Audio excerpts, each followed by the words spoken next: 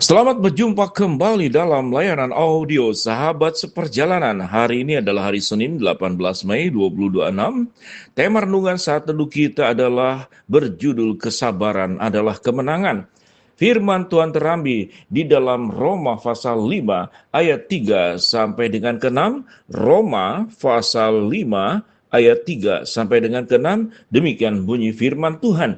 Dan bukan hanya itu saja, kita malah bermegah juga dalam kesengsaraan kita, karena kita tahu bahwa kesengsaraan kita akan menimbulkan ketekunan, dan ketekunan menimbulkan tahan uji, dan tahan uji menimbulkan pengharapan. Dan pengharapan tidak mengecewakan, karena kasih Allah telah dicurahkan di dalam hati kita oleh Roh Kudus yang telah dikaruniakan kepada kita. Karena kita masih lemah, Kristus telah mati untuk kita orang-orang durhaka pada waktu yang telah ditentukan oleh Allah. Mari kita berdoa. Bapa di dalam sorga, biarlah kami mengalami kemenangan bukan karena memaksakan, bukan karena ingin bertarung cepat selesai, tapi karena kami menang di dalam kesabaran, melewati proses yang seharusnya. Dalam nama Tuhan Yesus kami berdoa, amin. Shalom sahabat seperjalanan yang dikasihi Tuhan, sabar dan lemah, apa bedanya? Orang sabar kelihatannya seperti lemah, tetapi orang yang lemah itu bukan sabar. Karena sabar di dalam firman Allah yang kita pelajari adalah sabar yang positif, sabar yang berjuang, sabar yang terus melangkah ke depan, tetapi di dalam proses yang dia bisa terima sebagai sebuah kenyataan yang harus dilalui. Dia tidak menyalahkan keadaan, dia tidak menyalahkan orang, apalagi menyalahkan Tuhan. Persoalan sesulit apapun dipercayai bahwa akan mampu diselesaikan lewat proses waktu. Kalau kita melihat di dalam Roma pasal yang kelima adalah bagian daripada surat Rasul Paulus yang ditulis untuk jemaat di Roma. Kalau kita baca pada ayat yang pertama, sebab itu kita yang dibenarkan karena iman, kita hidup dalam damai sejahtera dengan Allah karena Tuhan kita Yesus Kristus. Oleh Dia, kita beroleh jalan masuk oleh iman kepada kasih karunia itu. Di dalam kasih karunia itu kita berdiri dan kita bermegah dalam pengharapan akan menerima kemuliaan Allah. Pada ayat yang kedua menjelaskan tentang kita punya pengharapan dan akan menerima kemuliaan Allah. Ayat yang ketujuh dan ayat yang selanjutnya dikatakan, sebab tidak mudah seorang mau mati untuk orang benar. Tetapi mungkin untuk orang yang baik ada orang yang berani mati.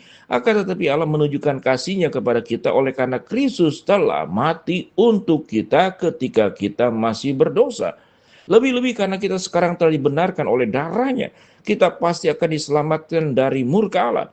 Sebab jikalau kita ketika masih seteru diperdamaikan dengan Allah oleh kematian anaknya, lebih-lebih kita yang sekarang telah diperdamaikan pasti akan diselamatkan oleh hidupnya. Dan bukan hanya itu saja, kita malah bermegah dalam Allah oleh Kristus Yesus Tuhan kita, oleh sebab Dia kita telah menerima pendamaian itu. Kalau kita melihat ayat ke-10 dikatakan, lebih-lebih kita sewaktu masih seteru Allah. Bagaimana kita bisa mencintai orang yang menjadi seteru? Dan firman Tuhan mengajarkan, kalahkanlah kejahatan dengan kebaikan. Kalau engkau ditampar pipi kiri, berikanlah pipi kanan, bukan berarti huruf harafiah, tetapi bersabar. Ada makna bersabar yang di dalamnya. Kesabaran itu bukan negatif. Kembali seperti penjelasan di awal. Kesabaran bukanlah kelemahan. Kristus sabar sampai kemudian di kayu salib. Sebagian orang mengatakan Kristus lemah. Kalau memang Dia adalah Allah, mengapa kemudian membiarkan dirinya disalib?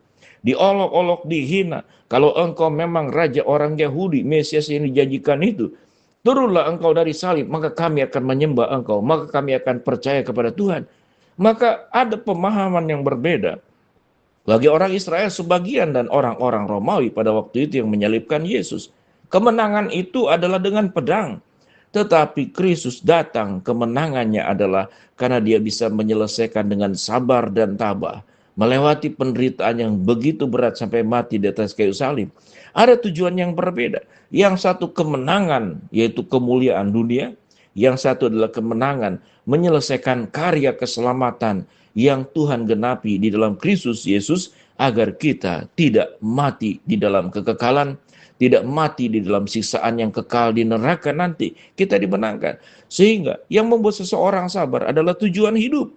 Kalau tujuan hidup kita itu di dalam kebenaran, Kita melakukan segala sesuatu untuk Allah, bukan untuk manusia, bukan untuk keadaan, bukan untuk siapapun. Seseorang menjadi tidak sabar tatkala kita mungkin memperjuangkan orang yang kita cintai, mungkin keluarga sendiri, suami, istri, anak-anak, cucu, mantu, mertua. Lalu kita tidak mendapatkan perlakuan yang setara dan sewajarnya atau timbal balik yang seimbang, maka kita menjadi tidak sabar. Mengapa? Karena kita berharap apa yang ada di dalam dunia ini. Kita mengharapkan kalau kita sudah berlaku baik, orang harus berlaku baik kepada kita.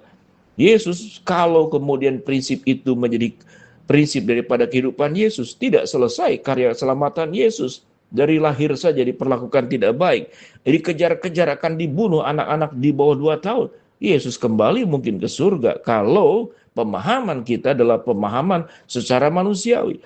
Tapi karena fokus Yesus bukan perlakuan manusia, Yesus sangat tahu dengan jelas bahwa yang dilayaninya, yang sedang dikasihinya adalah orang berdosa yang menolak dia. Bahkan orang Yahudi pun menolak Kristus, menyalibkan Yesus, membunuh nabi-nabi, membunuh rasul-rasul. Apa yang kurang? Kalau Yesus tidak sabar, tidak selesai karya keselamatan sampai di kayu salib, sampai kebangkitan, sampai naik ke surga, dan janji kedatangannya yang kedua kali untuk kita diberikan tempat yang terindah di surga sana.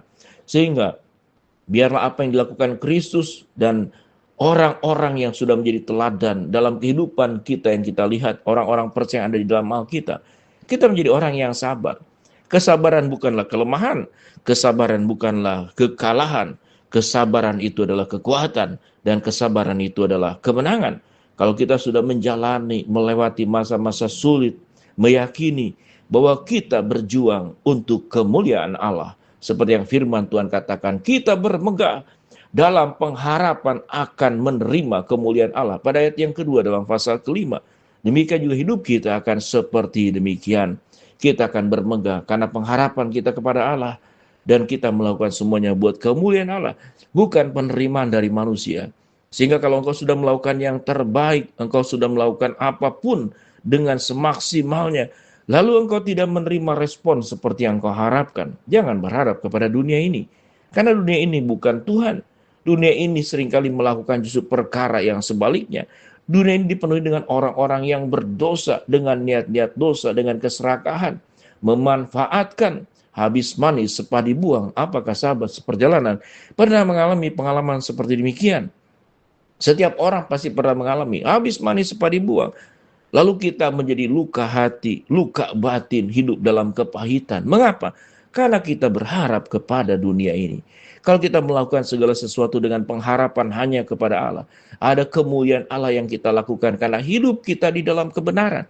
Sekalipun diperlakukan tidak adil, sekalipun diperlakukan secara buruk, kita berharap kepada kemuliaan Allah, kita berharap kepada pekerjaan yang sudah kita kerjakan sesuai dengan bimbingan dan perintah Tuhan. Mari kita berdoa. Bapa dalam surga, terima kasih kami boleh menjadi pribadi yang sabar.